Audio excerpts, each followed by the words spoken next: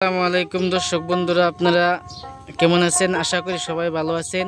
তো আজকে আবার আপনাদের সামনে নিয়ে আসলাম রূপসানা ও আমাদের আরেকজন নতুন শিল্পী আপনাদের সামনে। রূপসানা একটি সুন্দর গান রাখবে। গানটা কীরকম হয় আপনারা কমেন্টে জানাইবেন।